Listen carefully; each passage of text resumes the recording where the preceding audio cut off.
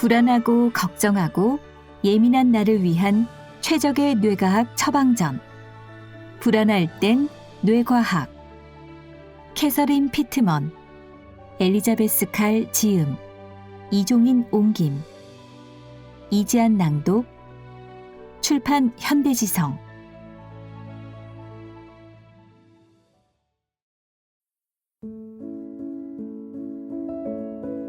제1부.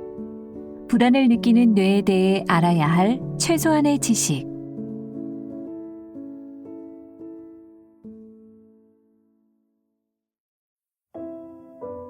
제1장. 왜 이렇게 이유 없이 불안할까?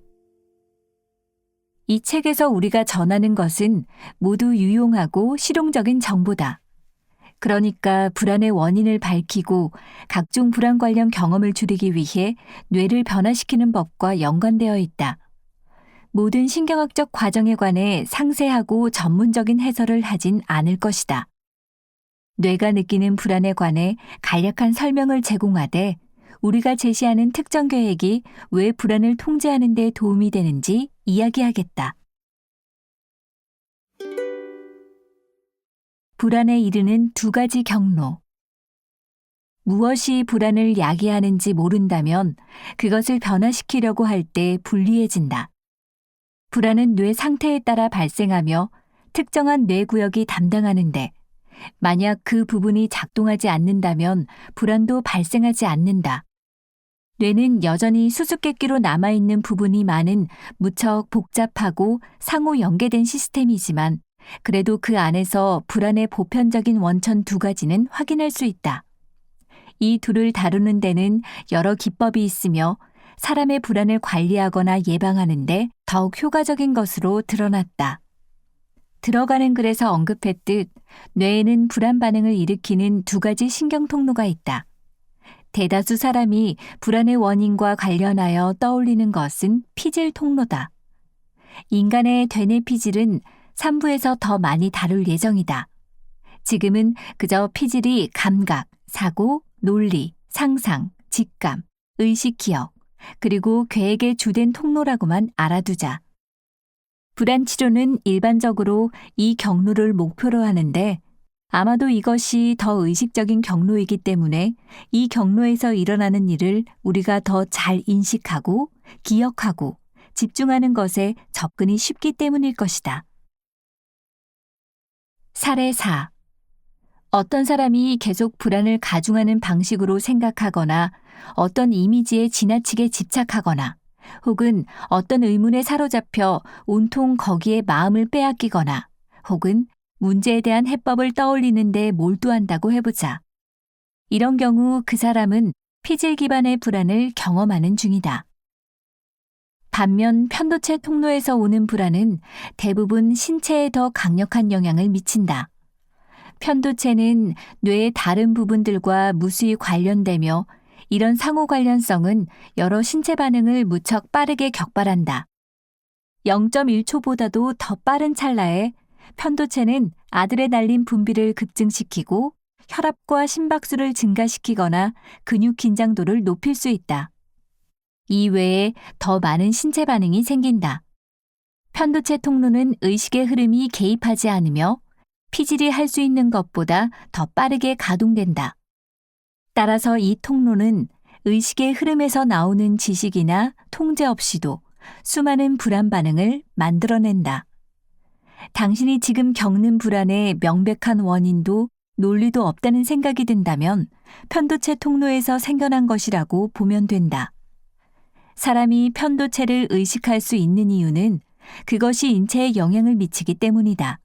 즉, 각종 신체 변화, 초조감, 특정 상황을 피하려는 소망, 공격적인 충동 발생 등으로 그런 편도체 통로의 개입 여부를 알게 된다. 불안 치료사가 불안 장애를 치료할 때 편도체를 언급하지 않는 경우가 종종 있는데 이는 무척 놀라운 일이다. 두려움, 불안, 혹은 공황과 관련된 대다수 경험이 편도체 작용에 따른 결과이기 때문이다. 피질 기반의 불안한 생각이 그 원천일 때조차 그것이 신체 감각으로 나타나도록 유발하는 것은 편도체다. 쿵쾅거리는 심장, 흘러내리는 땀, 긴장하는 근육 등이 편도체의 직접적인 영향 때문에 나타난 증상이다. 그러므로 가정의와 정신과 의사가 불안을 완화하는 약을 처방할 때 직접 편도체를 언급하지 않더라도 그들은 편도체에 집중할 수밖에 없다. 이런 약으로는 제넥스, 아티반, 그리고 클로노핀 같은 것이 있는데 보통 편도체를 진정시키는 약물이다. 그런 신경 안정제는 빠르게 불안을 줄이는데 무척 효과적이다. 하지만 안타깝게도 편도체 회로를 변화시키는 데는 아무 소용이 없다. 불안 반응을 줄이기는 하지만 그런 약물은 편도체 회로의 수정이라는 장기 목표에는 별로 도움을 주지 않는다. 편도체에는 불안과 무관한 여러 기능이 있는데 여기서는 불안이 핵심 주제이므로 불안과 무관한 기능들에 관해선 깊이 파고들지 않겠다. 편도체의 불안 관련 역할을 이해하려면 먼저 이런 사실을 알아두어야 한다. 가령 당신이 하루를 보내는 동안 별로 의식하지 않더라도 편도체는 소리, 풍경, 그리고 사건들을 주목한다. 편도체는 잠재적 피해 가능성이 있는 모든 대상을 주의 깊게 살핀다. 일단 잠재적 위험을 발견하면 공포 반응을 일으키는데 이는 신체의 투쟁 및 도주 준비를 시키는 것으로 신체 보호를 위한 일종의 경보 신호다. 사례 5. 우리는 겁을 잘 먹는 인류의 후손이다. 초창기 유인원 중에는 편도체가 잠재적인 여러 위험에 반응하여 강력한 공포를 유발해 신중하게 행동했고, 그리하여 자기 새끼를 보호했던 부류가 있었다. 이렇게 그들은 생존하고 후대의 유전자, 그리고 겁먹은 편도체를 물려주었다. 반면 초창기 유인원 중에 지나치게 침착하여 걱정하지 않는 부류, 즉 사자가 근처에 있거나 강물이 넘쳐 집을 덮칠 것 같더라도 염려하지 않았던 부류는 생존 유전자를 물려줄 가능성이 적었다.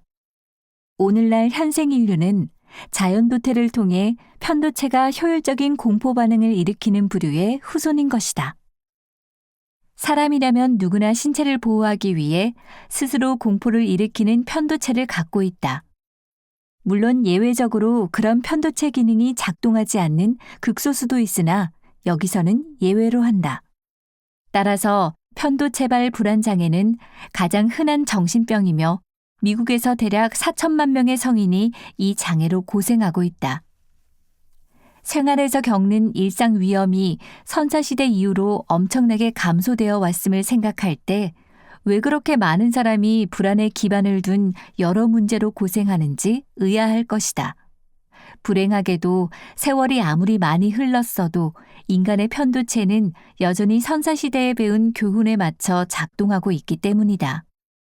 그것은 여전히 우리가 다른 동물이나 사나운 사람에게 잡혀가 먹잇감이 될 수 있다고 가르친다. 위험한 상황을 맞이하면 도주, 투쟁, 혹은 얼어붙기라는 3대 반응 중 하나를 정하고 적절하든 그렇지 않든 이렇게 반응하도록 신체를 준비시킨다. 하지만 이런 공포 반응은 21세기 상황에는 맞지 않으며 예전에 그랬던 방식으로 우리를 돕지 못하는 것은 자명하다. 사례 6. 차, 총, 전기 콘센트보다 뱀, 거미, 높은 곳을 더 두려워하는 사람이 많다. 전자가 후자보다 훨씬 더 치명적일 수 있는데도 선사시대 영향이 아직도 남아있는 것이다.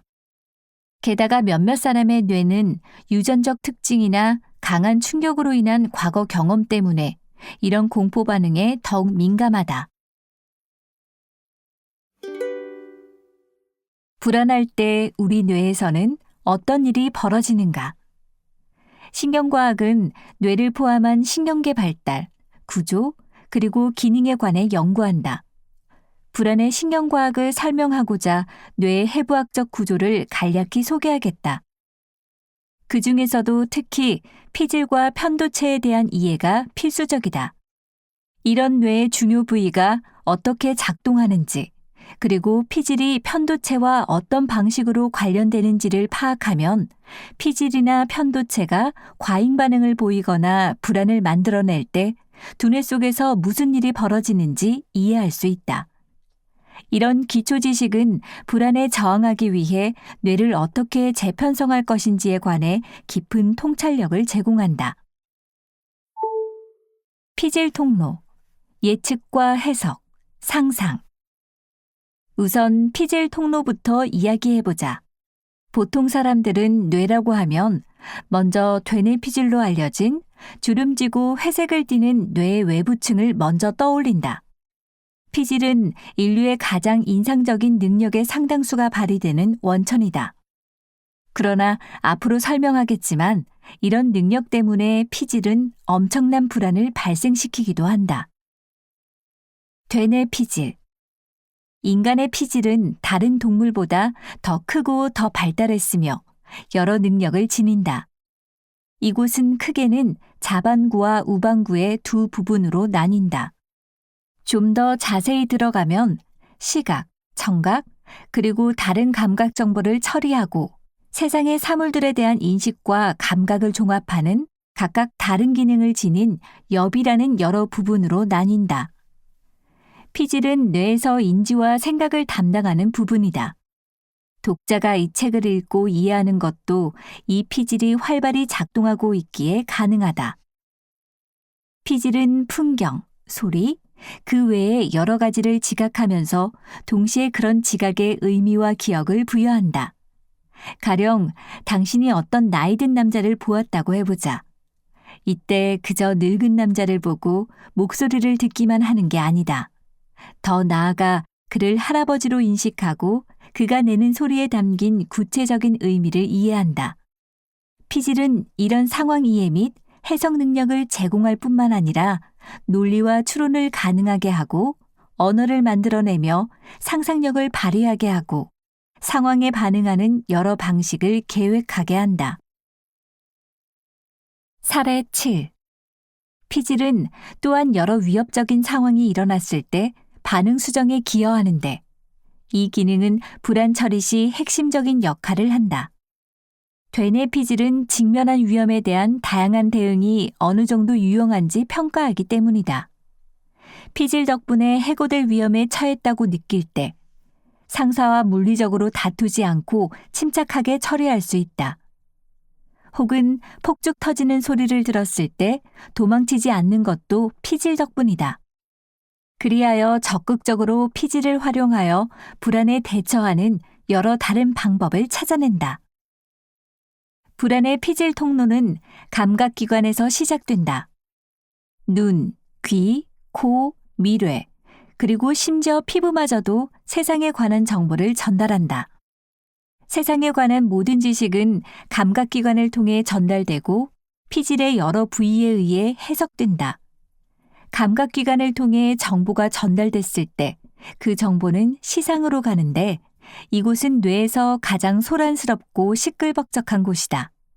시상은 말하자면 중앙중계국으로 눈, 귀, 코 등에서 온 각종 정보의 신호를 피질로 보낸다. 시상으로 정보가 들어온 다음에는 다양한 엽들로 보내져 처리되고 해석된다. 그 다음에 정보는 전두엽을 포함하여 뇌의 다른 부분으로 이동한다. 전두엽은 정보를 취합하여 세상을 인지하고 이해할 수 있게 해주는 두뇌의 핵심 부분이다. 전두엽. 전두엽은 피질의 가장 중요한 부분 중 하나다. 이마와 눈 바로 뒤에 있는 기관인데 인간 뇌에서 가장 큰 엽이며 인간의 전두엽은 대다수 다른 동물보다 훨씬 크다. 또 다른 엽들로부터 정보를 받고 세상의 통합된 경험에 반응할 수 있도록 각종 정보를 취합한다. 전두엽은 집행 기능을 지니고도 있는데 그곳에서 수많은 뇌작용에 대한 감독이 이루어진다는 뜻이다. 우리가 상황 결과를 예측할 수 있도록 돕고 세상에서 받아들인 피드백을 활용하여 우리 행동을 계획하고 반응에 착수하고 행동을 중단하거나 변화하도록 하는 것. 이 모든 일을 전두엽이 담당한다. 유감스럽게도 좋은 일이 있으면 나쁜 일도 있듯 이런 인상적인 능력들은 또한 불안을 만들어내는 원천이 되기도 한다. 피질 통로는 불안의 주된 원천이다. 전두엽이 상황을 예측하고 해석하면서 그 예측과 해석으로부터 종종 불안이 만들어진다. 예를 들어 예측은 다른 피질 기반 작용인 근심 걱정을 만든다.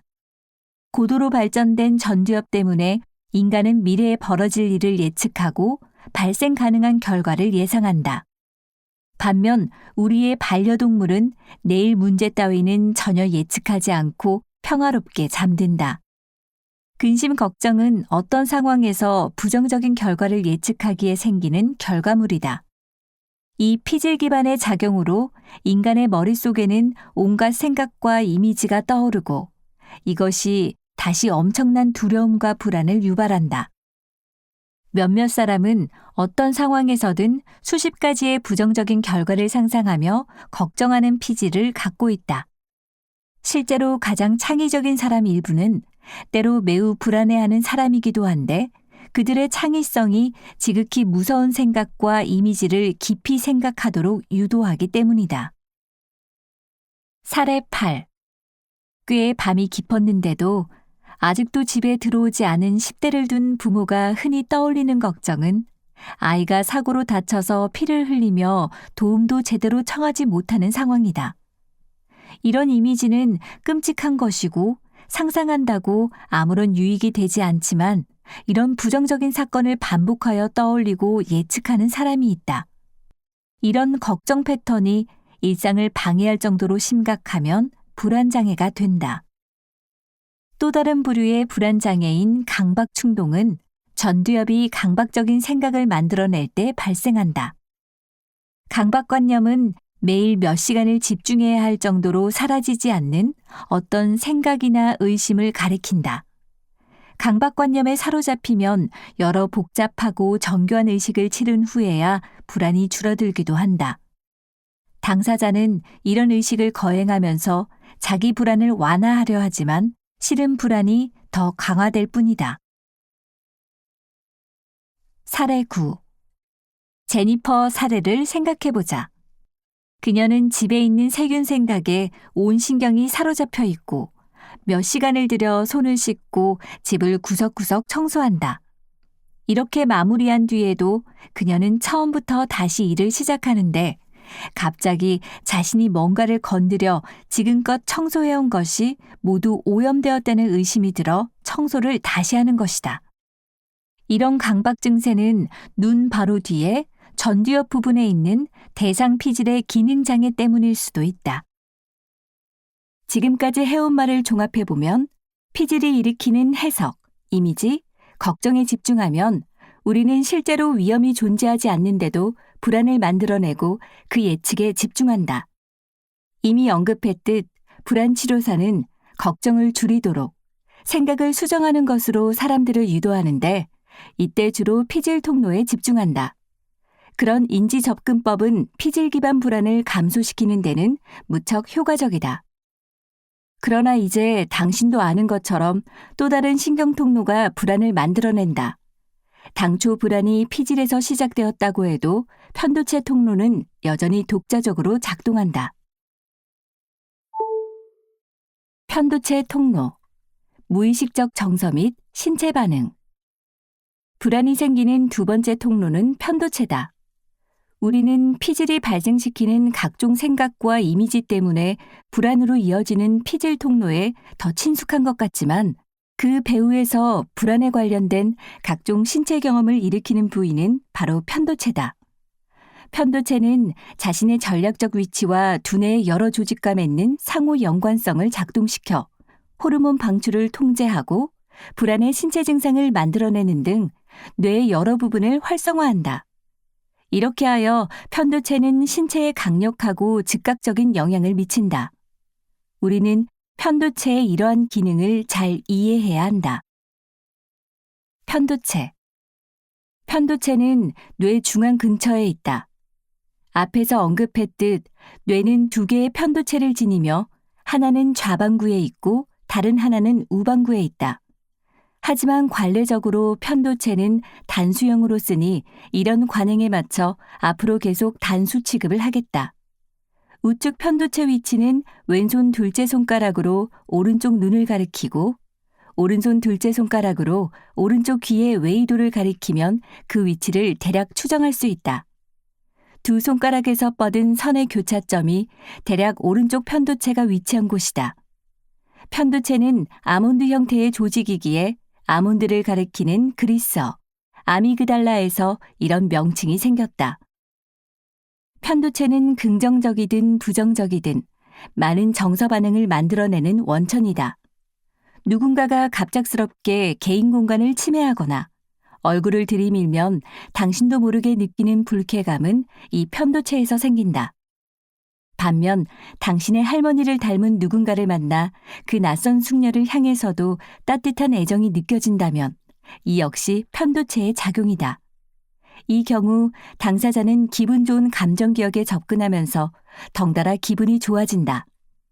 편도체는 감정 기억을 형성하고 기억하는데 이것을 이해하면 자기도 모르게 튀어나오는 정서적 반응이 훨씬 더 쉽게 이해된다.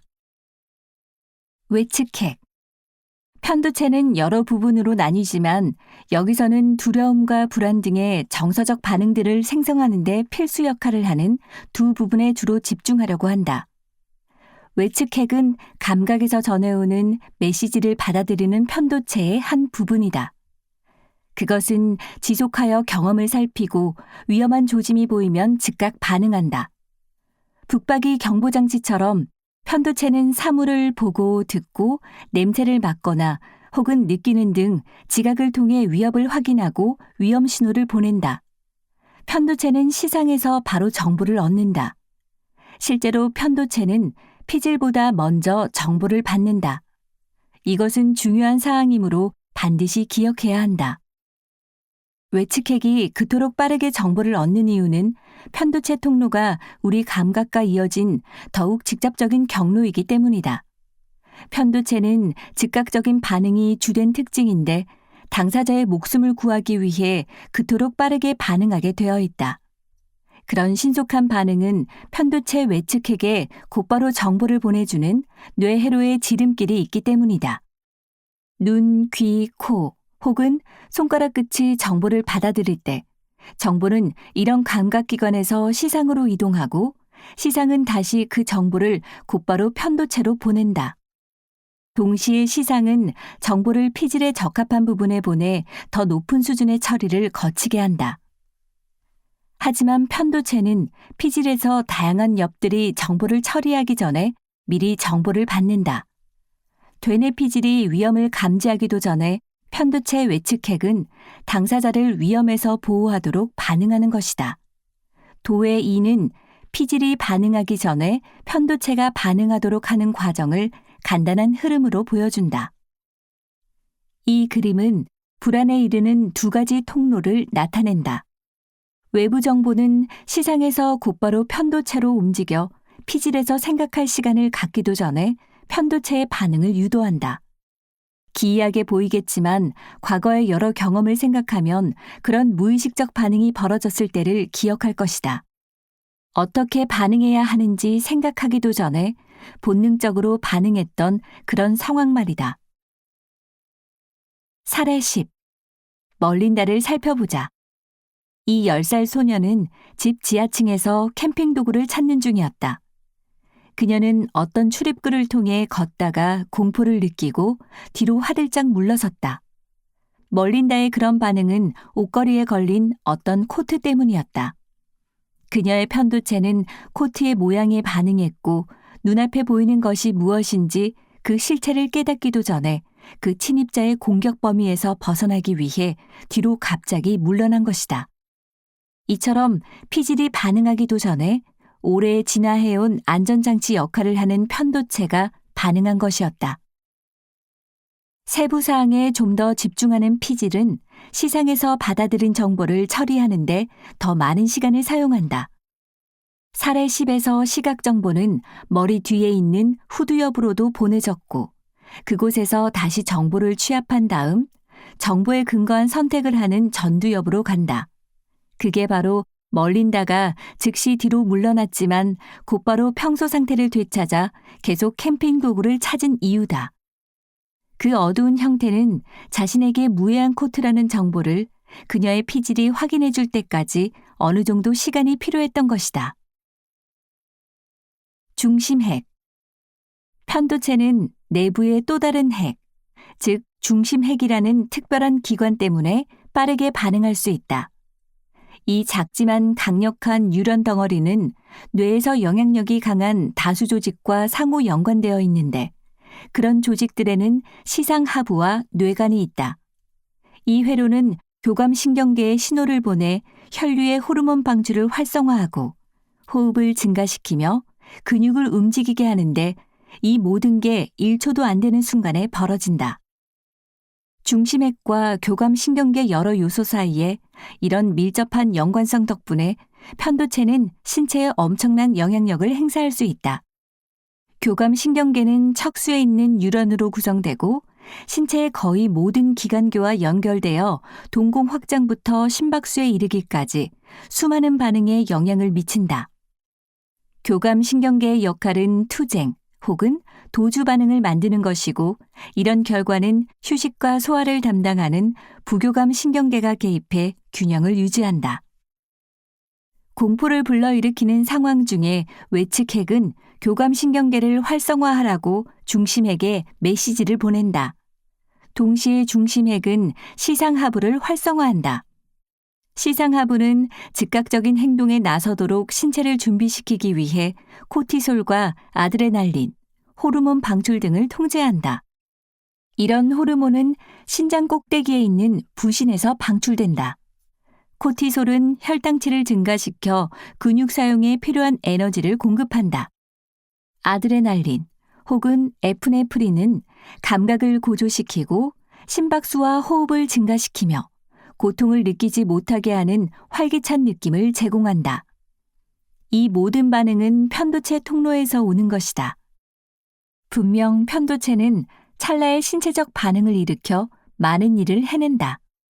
이렇게 할 수 있는 것은 첫째, 편도체가 뇌의 중앙 부위에 전략적으로 위치해 있고 둘째, 감각에서 오는 정보에 바로 접근할 수 있으며 셋째, 필수적 신체 기능을 무척 빠르게 전환시키는 뇌의 여러 부분에 영향을 미치는 유리한 위치에 있기 때문이다. 따라서 편도체의 기능을 명확하게 이해하는 것은 불안 해결이라는 퍼즐 게임에서 아주 중요한 조각이 된다. 편도체, 우리 몸의 비상대책위원회. 이미 살펴봤듯이 편도체와 피질의 명확한 차이점 하나는 그들이 다른 시간표에 따라 작동하는 두뇌 조직이라는 것이다. 편도체는 피질이 정보를 처리하는 것보다 한 발 앞서서 정보에 맞춰 행동에 나서도록 지령을 내리고 피질이 정보를 정리하여 온전한 대응 방식을 수립하기도 전에 신체 반응을 조정한다. 행동 관점에서 보면 편도체가 피질보다 언제나 더 빠르다. 우리는 사실상 그러한 편도체의 빠른 반응을 거의 통제하지 못한다. 그러니까 의식적으로 공포나 불안 반응을 통제할 수는 없고 옆으로 비켜나서 편도체의 그런 순간적인 반응을 지켜보는 상태가 되어버린다. 편도체 통로에서 나오는 빠른 반응은 보통 투쟁 혹은 도주 반응이라고 한다. 누구나 이런 현상에 익숙한데 신체는 위험 상황에서 빠르게 반응하도록 준비한다. 우리 대다수는 도망치기 혹은 싸우기 반응을 경험했고 아드레날린이 솟구치는 걸 느끼고 위협에서 자신을 보호해야 한다는 생각을 떠올리기도 전에 즉각적인 방식으로 반응했다. 편도체에서 발생하는 정광석화 같고 본능적인 반응 덕분에 고속도로에서 목숨을 구한 사람이 많을 것이다. 여기서 편도체 중심 핵은 투쟁 혹은 도주 반응이 시작되는 곳이라는 사실을 꼭 알아두자. 편도체 통로로 이런 빠른 반응이 착수된다는 점을 알면 불안에 관련된 신체 경험을 이해하고 대처하는 데 도움이 된다. 그런 여러 반응 중에 가장 극단적인 불안 반응인 공황 발작도 편도체 작용에서 나온다. 공황장애를 겪고 있고 공황 발작에 시달리는 사람들은 많은 양상이 편도체 투쟁 혹은 도주 반응 활성화와 관련된다는 사실을 인식해야 한다. 쿵쾅거리는 심장조임, 전율, 복통, 그리고 과도한 호흡 등은 신체의 행동을 명령하는 편도체 기능과 관련되어 있다. 이런 신체 증상들이 일어나면 사람들은 종종 자신에게 뇌졸중, 심근경색 혹은 발광 증세가 벌어지는 게 아닌가 생각하게 된다. 사람들은 공황 발작의 뿌리가 긴급 상황에 대응하고자 신체를 준비하려는 편도체의 지시라는 걸 이해해야 한다. 이런 사실을 명확히 이해하면 그런 공황 발작 피해를 당할 가능성이 줄어든다. 투쟁 혹은 도주 반응은 가장 친숙한 2대 공포 반응이지만 편도체는 덜 알려진 반응도 일으키는데 곧 얼어붙기라는 제3의 반응이다. 이것은 얼어붙은 것처럼 자기 신체를 전혀 움직이지 못하는 상태를 말한다. 즉, 위기 반응으로는 투쟁, 도주 혹은 얼어붙기 이렇게 세 가지가 있는데 얼어붙기는 많은 사람이 극도의 스트레스를 받을 때 온몸이 얼음처럼 얼어버리는 마비 증상을 가리킨다. 다소 기이하게 들리겠지만 우리 선조에겐 이 얼어붙는 반응이 투쟁이나 도주만큼 여러 특정 상황에서 유용했다. 가령 개를 데리고 토끼굴을 지나칠 때 토끼가 전혀 움직이지 않고 가만히 있는 것을 볼 수 있다. 마찬가지로 외부 위협을 당하여 얼어버린 사람은 신체를 전혀 움직이지 않음으로써 자신을 보호하려는 것이다. 누군가가 투쟁, 도주 혹은 얼어붙기라는 3대 반응 중 어느 하나를 보일 때 운전석에서는 편도체가 주도하고 있고 당사자는 조수석에 있는 상황으로 보면 된다. 이 때문에 비상 상황에서는 종종 자기 자신이 의식적으로 반응한다기보다는 마치 무의식적으로 반응하는 자신을 옆에서 쳐다보는 듯한 느낌이 든다. 그런 순간에 왜 우리가 상황을 통제한다는 생각이 들지 않는지, 혹은 왜 불안을 통제할 수 없는지에는 분명 이유가 있다. 편도체는 빠르기만 한 게 아니라 뇌의 다른 절차를 중단시키는 신경적 능력을 갖고 있다. 편도체에서 피질로 이어지는 연결부가 많은 덕분에 편도체는 다양한 수준의 피질 반응에 강력하게 영향을 미치지만 피질에서 편도체로 이어지는 연결부는 그보다 숫자가 더 적다. 따라서 문자 그대로 편도체가 피질을 통제할 때 당신은 아무런 생각도 할 수가 없다. 피질의 사고 과정은 일단 정지되고 당사자는 편도체의 일방적 영향을 받는 방관자가 된다. 이러한 처리 방식이 유용한지에 관해 의문을 표할 수도 있겠지만 몇몇 상황에서는 그렇게 반응하는 것이 아주 유익하다. 사례 11. 중앙선을 넘어 당신을 향해 차가 달려오는 마당에 피질이 자동차의 구조, 형태, 색깔을 분석하고 상대방 운전사의 표정 같은 세부 사항을 고려하도록 내버려 두는 게 현명한 일일까? 이럴 때는 그런 세부 사항보다 충돌하려는 차를 피하기 위해 직접 행동에 나서는 것이 무엇보다 중요하다. 이런 식으로 피질 기능을 순간적으로 무시하고 우위에 서는 편도체의 능력은 문자 그대로 당신의 목숨을 구한다. 실제로 편도체의 이런 기능 덕분에 우리는 이미 여러 번 목숨을 건진 바 있다. 편도체의 사태 장악 능력을 깨닫는 건 불안과 씨름하는 사람에게 아주 중요한 일이다. 이것은 위험한 상황에서는 편도체가 통제권을 행사하도록 두뇌의 신경회로가 고정화되어 있다는 걸 보여준다. 이런 설계 때문에 편도체 기반의 불안을 통제하는 데 있어 피질에서 이루어지는 논리 위주의 사고 과정을 곧바로 활용하기는 어렵다. 사람들이 느끼는 어떤 불안은 종종 피질로는 이해가 되지 않고 또 피질의 이성적 능력으로는 설명하기가 어렵다. 이렇게 된 것은 편도체가 위기 상황에선 피질을 무시하고 곧바로 행동에 나서기 때문이다. 여기에 더해 편도체는 피질을 포함한 뇌 전체에 영향을 미치는 화학물질 방출을 유도함으로써 피질에 영향을 미친다. 따라서 불안으로 고생하는 사람은 편도체 기반의 불안에 대처하는 여러 방법을 반드시 갖추어야 한다. 피질 기반 접근법이 불안 치료에서 더 흔히 사용되더라도 편도체를 다스리는 방법도 무시해서는 안 된다. 이 책의 제2부에서는 편도체 기반의 불안을 통제하는 여러 기법을 다룰 예정이다. 뇌가 불안에 반응하는 메커니즘. 여태까지 읽어온 내용 덕분에 우리는 이제 뇌의 어떤 부분이 각종 불안에 어떻게 관계되는지 알게 되었다. 가령 피질 통로가 걱정, 강박관념, 그리고 불안을 일으키는 해석을 만들어낸다면 편도체는 투쟁, 도주, 혹은 얼어붙기라는 3대 반응 등 여러 신체 반응을 작동시킨다. 우리는 그런 다양한 신체 증상이 어디에서 비롯되는지 파악하고 그런 신체 반응을 잘 이해하고 그것이 광증 표시가 아니라는 걸 아는 것만으로도 어느 정도 불안을 다스릴 수 있고 또 마음의 위안을 얻는다. 이제 불안을 만드는 데 관여하는 뇌의 여러 부분을 이해했으니 이런 뇌 부분이 반응하는 방식을 어떻게 바꿀 수 있는지 살펴보자. 그렇게 하려면 먼저 두뇌 회로에 변화를 줄 필요가 있다. 뇌는 기억을 유지하고 감정을 일으키고 모든 행동을 착수시키는 회로를 형성하는 수십억 개의 관련 세포들로 구성된다.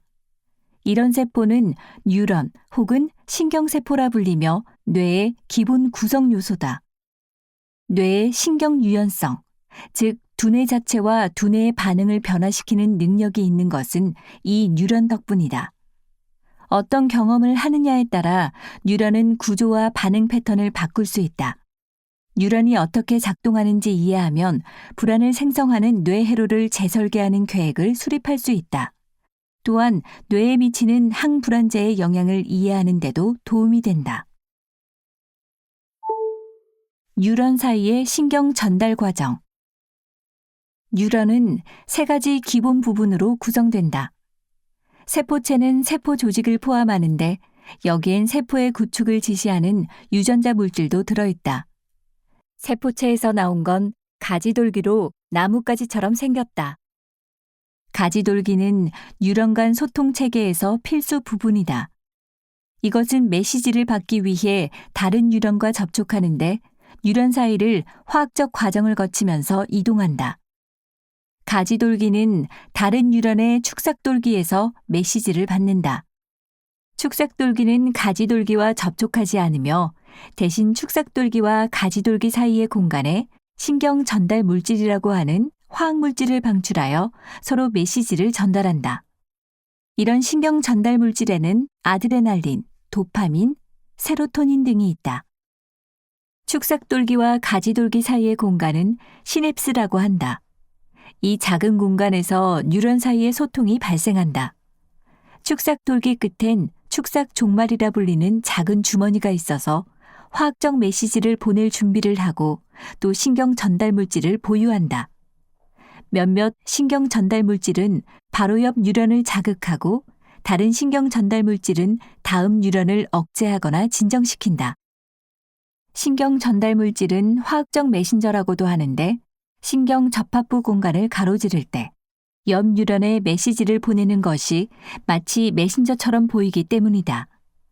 신경 전달 물질은 옆에 있는 뉴런의 가지돌기에 있는 수용기 부위에 연결되며 자물쇠에 열쇠를 집어넣는 것과 비슷한 효과를 보인다. 신경 전달 물질이 수용기 부위와 연결될 때 뉴런은 점화에 의해 반응한다. 점화는 양전하가 뉴런의 가지돌기에서 세포체를 통해 다른 쪽 끝에 있는 축삭돌기로 이동할 때 나타난다. 점화는 축삭돌기가 축삭 종말에서 신경 전달 물질을 방출하도록 하고 화학적 메시지를 또 다른 뉴런에 전송하여 메시지를 전달한다. 뉴런은 뉴런 사이의 화학적 메시지와 뉴런 내부의 양전하를 기반으로 작동한다. 공책에 적어놓은 단어 모양에서부터 집 마당에서 지저귀는 새 울음소리에 이르기까지 모든 외부 감각은 뉴런에 의해 뇌에서 처리된다. 눈으로 들어오는 광파나 고막에 영향을 미치는 공기 진동 같은 외부 감각은 뉴런 내부에서 전기 신호로 변형되고 이 신호는 이어 신경 전달 물질을 통해 다른 뉴런들로 전달된다. 이런 전달 과정으로 뇌는 기억을 보관하고 정서 반응을 만들고 사고 과정을 지속하고 행동을 일으키는 뉴런 회로를 구축한다. 뉴런 사이에서 전달된 메시지가 한 뉴런에서 다음 뉴런으로 가는 신경 전달 물질에 토대를 둔다는 사실을 발견하게 되면서 과학자들은 이런 과정에 영향을 주는 약물을 개발하기 시작했다. 불안 치료에 흔히 활용되는 약물은 대체로 렉사프로, 졸로프트, 이펙사, 신발타 같은 것인데 뇌 특정 부분에 있는 회로에 영향을 미치는 방식으로 신경 접합부에 유용한 신경 전달 물질의 양을 늘려주는 식으로 작용하는 약물이다. 함께 점화되는 뉴런은 함께 연결된다. 뉴런이 어떻게 작동하는지 알아야 할 이유가 무엇인가? 뇌를 재설계하려면 뇌 회로와 뉴런 사이에서 형성된 연결 부분에 대한 뇌 기반을 이해해야 한다. 캐나다 심리학자 도널드 헵은 1949년 뇌의 작용을 설명하는 데 무척 유용하다고 드러난 회로를 뉴런이 어떻게 창조하는지 관련 이론을 제시했다. 그의 아이디어는 이후로 신경과학자 칼라 셰츠의 간단한 발언으로 요약되었다. 함께 점화되는 뉴런은 함께 연결된다. 이 발언은 뇌 설계를 바꿀 수 있는 구체적 방법에 관해 분명한 통찰력을 제공한다. 기본적으로 뉴런이 서로 연결을 구축하려면 다른 뉴런이 점화할 때 한 뉴런도 동시에 점화해야 한다. 뉴런이 함께 점화하면 뉴런 간의 연결은 강화되며 결국 한 뉴런이 활성화되면 다른 뉴런도 활성화되는 회로 패턴이 형성된다. 비슷한 방식으로 더 많은 뉴런이 이런 뉴런과 연결될 수 있고 그들이 함께 점화된다면 곧 연결된 뉴런의 전체 세트가 구성된다. 따라서 신경회로를 변경하는 일은 곧 뇌에서 활성화 패턴을 변경하는 것을 의미한다. 그렇게 해야 뉴런들 사이에 새로운 연결망이 발전하여 새로운 회로가 형성되는 것이다. 두뇌나 학습에서 일어나는 변화는 새로운 연결망과 회로를 확립한 뉴런들이 작동한 결과다. 우리 뇌는 태어날 때부터 스스로 발전하고 조직하도록 설계되어 있지만 놀라울 정도로 유연하고 각 개인의 특정 경험에도 놀라울 정도로 빠르게 적응한다. 신경과학자 조세프 루드의 설명처럼 사람들의 두뇌는 미리 조립된 상태로 태어나는 것이 아니라 일상생활을 통해 서로 연결된다. 두뇌 회로는 구체적인 여러 경험으로 형성되며 계속된 경험의 축적 결과로 수정 변화할 수 있다. 사례 12. 특정 뉴런들 사이의 연결 부분은 그것을 계속 활용할 때 강화된다. 우리 중 몇몇은 구구단에 대한 기억을 수학 방정식을 계산하는 데 계속 사용하며 이러한 연결은 학교 다닐 때처럼 여전히 강력하다.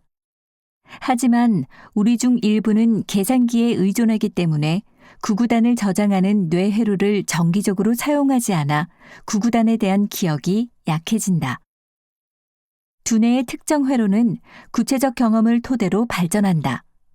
사람의 뇌는 한 필의 말과 마구간, 할아버지와 시가, 팝콘 냄새와 야구 등으로 서로 연관시켜 나간다. 두 사람은 비슷한 연상을 공유할 수도 있지만 각자는 자기 경험을 토대로 자신만의 두뇌 회로를 형성한다. 그리하여 한 사람은 소를 치즈와 위스콘신주와 연관짓는 회로를 가진다면 다른 사람은 소를 헛간과 차규기와 연관짓는다. 뉴런은 새로운 연결관계를 만들고 다양한 방식으로 새 회로를 구축한다. 두뇌 회로는 특정한 생각으로도 활성화될 수 있다. 예를 들면 할머니를 추억하면 떠올리는 기억 같은 게 그렇다. 두뇌 회로는 새 골프 스윙을 배우는 것처럼 행동을 변화시켜 재조직할 수 있다.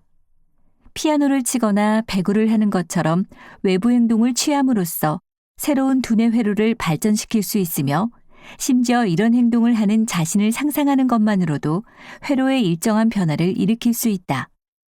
뇌는 평생 유연하게 남아 변화를 일으키며 발전해 나간다.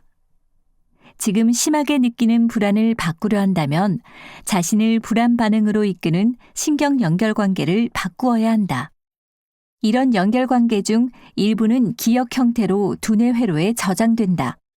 이러한 기억은 피질과 편도체 양쪽에서 형성된다. 편도체는 감정기억을 형성한다. 감정기억은 우리가 제2장에서 논의하게 될 연상작용을 통해 편도체 외측핵에서 만들어진다. 그 기억은 피질이 기억하는 경험 혹은 기억하지 못하는 여러 경험에서 비롯된다. 이는 피질의 기억 체계가 편도체와는 완전히 별개이기 때문이다. 실제로 편도체 기반 기억은 피질 기반 기억보다 더 오래 지속된다는 증거가 나와 있다. 달리 말하면 피질은 편도체보다 정보를 잘 잊거나 정보를 되찾는데 어려움을 느낀다. 이처럼 서로 다른 기억 체계를 갖고 있으므로 우리는 불안의 구체적 이유나 의식적인 기억 없이도 어떤 상황에서 불안을 경험할 수 있다. 편도체가 어떤 사건에 관한 감정 기억을 갖고 있다고 해서 피질 또한 그 사건을 기억한다고 볼 수는 없다. 하지만 피질이 사건을 기억하지 못한다면 우리는 그 사건을 기억하는 데 곤란을 겪는다. 인간은 피질 기억에 의존하여 과거 사건을 기억해내기 때문이다. 이렇게 하여 우리는 때때로 자신을 당혹스럽게 하는 정서적 반응을 겪는다. 사례 13. 어떤 불안에 관해서는 아무런 이유를 댈 수가 없는데도 불안을 느끼기도 한다. 가령 다리를 건너는 게 왜 불안한지, 식당에서 출입문을 향해 등을 돌린 채 앉아 있는 걸 왜 피하는지, 토마토 냄새가 왜 긴장감을 불러일으키는지 이해하지 못하는 식이다. 편도체는 고유한 감정 기억을 바탕으로 반응하고 피질 기반의 기억을 필요로 하지 않는다. 여러 정서 반응을 낳는 뇌의 통로들을 추적한 연구는 정서학습이 피질의 개입 없이도 발생할 수 있음을 증명했다. 이를 설명하는 데 도움을 줄 사례가 여기 있다. 사례 14. 종종 만성 알코올 중독과 연관되는 기억장애인 코르사코프 증후군으로 입원한 한 여성 환자가 있다. 그녀의 피질은 기존에 겪은 경험에 대하여 기억을 형성할 수 없었고, 따라서 그녀는 몇 년 동안 같은 병원에 입원했음에도 담당 의사나 입원한 병원을 전혀 알아보지 못했다. 그녀는 몇 달 동안 자신을 돌본 간호사 이름도 몰랐고 고작 몇 분 전에 말한 이야기의 세부 내용도 기억하지 못했다. 하지만 동시에 그녀의 편도체는 피질의 도움 없이 감정 기억을 만드는 능력을 발휘했다. 어느 날 그녀의 담당의는 작은 실험을 수행했다. 그녀에게 다가가 악수할 때 의사는 핀을 손바닥에 숨겨놓았다가 그걸로 환자의 손을 찔렀다. 다음 날 그녀는 의사가 손을 내미는 걸 보자 겁을 먹고 빠르게 손을 걷어들였다. 악수를 거부하는 이유를 묻자 그녀는 설명할 수 없었다. 여기에 더해 그녀는 이전에 의사를 본 기억이 없다고 말했다. 그녀는 의사를 두려워하게 만드는 이유를 댈 수 있는 피질 기반의 기억은 없었지만 편도체는 그녀에게 감정 기억을 불러일으켰고 그래서 그 의사를 보면 움찔하며 뒤로 물러섰다. 그녀의 두려움은 편도체의 작동을 분명하게 보여주는 증거였다. 편도체 기반 기억의 원천. 특정 대상이나 상황을 이유 없이 두려워한다면 편도체가 그런 두려움을 습득한 경험이 분명 있었을 것이다. 그러나 편도체 기반 두려움이 어떻게 발전했는지 알아내는 건 쉽지 않은 일이다. 편도체가 명백히 그 두려움을 기억했더라도 피질이 그런 상황에 연관된 기억을 되살릴 수 없기 때문이다.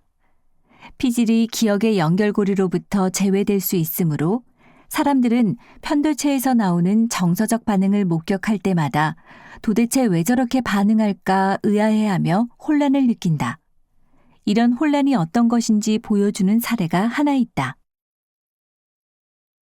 사례 15.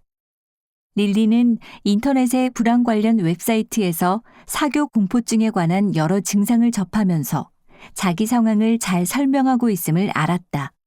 즉, 사람이 모인 집단에 있으면 그녀는 불편함을 느꼈고 추수감사절 저녁이나 시누이의 출산 축하 파티 같은 가족 모임에 참석하는 것도 정말 힘들었다.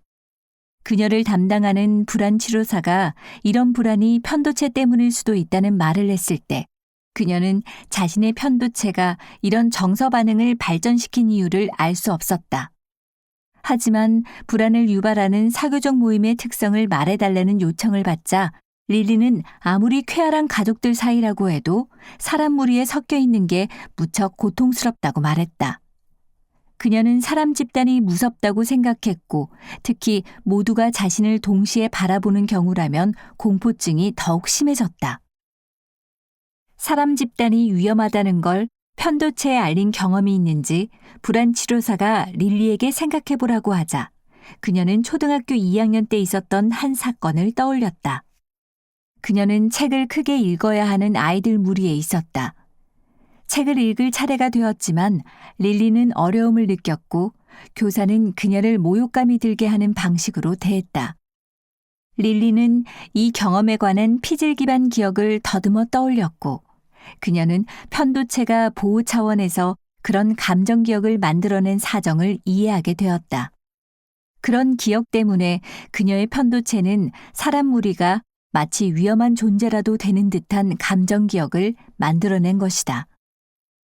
피질이 알지 못하는 기억을 편도체가 저장하여 감정 기억을 만들어내는 과정을 들여다보면 두뇌에서 벌어지는 몇 가지 정서 반응을 더 잘 이해할 수 있다. 때로 피질은 편도체로 생긴 정서 반응의 기원이나 목적을 전혀 이해하지 못한다. 우리는 이런 두뇌의 사고작용에 관해 더 많은 걸 알아내야 한다. 그래서 다음 장에서는 편도체 작용에 관해 더 많은 정보를 제공할 예정이다. 요약. 뇌의 재설계는 가능하다. 피질과 편도체라는 두 통로는 불안을 만들어낸다. 한 통로는 세부 사항에 집중하는 피질 회로로 이동하고 결국에는 불안 반응을 만드는 편도체에 정보를 전달한다. 다른 통로는 시장에서 바로 편도체로 움직인다. 각 통로는 결국 편도체가 불안을 만들어내게 하지만 각각은 독자 회로를 구성하고 그런 회로의 특정 양상은 당사자의 노력 여하에 따라 얼마든지 수정될 수 있다. 두뇌 회로가 어떻게 작용하는지 이해하면 불안한 뇌를 재설계할 수 있고 그렇게 되면 불안 경험은 훨씬 줄어든다.